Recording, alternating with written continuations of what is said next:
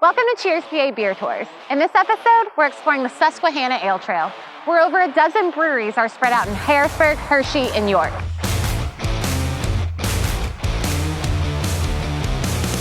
Not many small breweries were able to survive the dark, dry period that was Prohibition. But this brewery, founded by a German immigrant in 1876, is the only small batch brewery in the U.S. that's still intact since the Great Lager era of the 1800s. We're here with Sam, the owner of Boobies Brewery in Mount Joy. Can you tell us something about the history of Boobies, how it came to be, how long it's been around? Boobies Brewery is one of hundreds of little breweries that opened up in America in the late 1800s because people loved German lager beer. It was like a new thing. So Mr. Booby came along with hundreds of other young brewers to answer the call for this new kind of beer, a light, cool beer that was German style, and it became the American beer that most of you are familiar with. Mr. Booby's contemporaries had names like Adolphus Busch and Friedrich Müller, which is now Miller. These are all guys, just like Mr. Booby, that wanted to open a lager beer, a German lager brewery here in America. What makes our place unique, it has a history like many of those other breweries and hundreds of others that are long gone. But this brewery operated through the late 1800s up until just before Prohibition, and they never tore the brewery down. They just left this 19th century technology brewery just sit there. It's the only remaining 19th century brewery in its original condition. You mentioned that this brewery is a lager brewery. What makes that different than a lot of other breweries that you might see? The two main kinds of beer are lager beer and ale. But ale was the only kind of beer around through most of history. But in the Middle Ages in Germany, the monks in the monasteries were very experimental. They had the time and the inclination to experiment with the idea of making beer, and they started using a very different kind of yeast to make beer. They found if they fermented the beer down in the cellar, it was better. Then they noticed if they made a big batch of beer, if they stored it in the cellar, it tasted better 2 months later. It was improving over the time. Now, ale does not do that. But the word for store in German is lager. So it became the beer that you stored, so that became part of the recipe. So a place like Boobies Brewery, they would have built large underground cellars to do the lagering. Those are what we call the catacombs, are actually what they are is lagering cellars for lagering the beer. So catacombs, I'm drinking the catacomb Kolsch. Catacomb Kolsch, that's just using the name Kolsch. In Germany, the kind of beer we all drank was this kind of beer. So I developed a very great affinity for the beer of Cologne, Germany.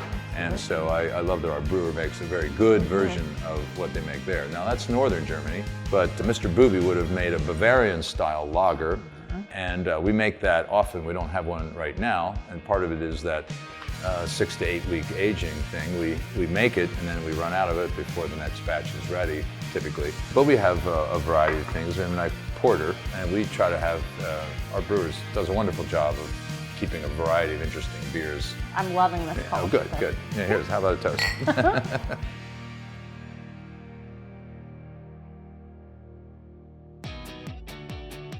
We've traveled south along the Susquehanna River to Columbia, PA, and boy, do we have a special treat for you, and for me. We're at the Turkey Hill Experience, and we're gonna get to make our own ice cream. All right, we're inside the first room here at the Turkey Hill Experience. I'm with Bob Adams, he's the general manager, and he's gonna tell us what you can expect to experience. So this is our first area. We call it Our Story. It's a lot about the history of Turkey Hill. Also in this area, we have mechanical cows that guests can milk. This is fun, interactive. We try to have something interactive in each area. So tell me about tea. Well, this is our tea room, and in here we allow guests to come in and smell 4 different types of tea. They can learn a little bit about those 4 types of tea. We've got a interactive in here where they answer a series of questions, and based on how they answer those questions, the system will tell them, are they a peach tea person, are they a green tea person? Really kind of fun. I'm still trying to get mine exactly right. But I'm a cherry pomegranate black tea. That sounds fun. Fun, yeah, absolutely. So the rest of the facility up here really talks about our ice cream. And we take people through the process of sort of the raw ingredients to the finished goods where they make their commercial. And we start over here in the QA area. and we learn about the good and the bad bacteria in ice cream. And then we start over to where we use our tickets. The first step is where they can choose from a vanilla or chocolate base, and then they can put in some inclusions, and they can sort of design their own flavor. And here they're designing their own package for their ice cream. And once guests are finished with this, the final step in the 3-step process is to create their own commercial to market their product. They can follow the teleprompter here. It'll give them a script that they can read and make their own commercial to market their product. That's awesome. So we'll take you to our Turkey Hill Taste Lab and show you how that works. Yay! All right, so we're here in the Taste Lab. I'm an ice cream scientist right now. That's right. How do I start? So this is our Taste Lab, and this is where folks can create their own ice cream. We start them with a base, and from there they pick up one of our flavoring options. There's about 20 here, and then we tell them to put a couple of drops in. From there, we go to the wall, and we include a couple of different inclusions in there. We usually tell people between 3 to 4 because too much is not always better. So I can't put everything in there. You could try. You could try. I'd recommend about 3 to 4. And then when they are reseated, they pick from one of the variegates here, and they put their variegate on their ice cream, and they continue to make their product. The whole time that you're in here, there's an instructor who's doing a little ice cream 101 class, right? So we try to teach people.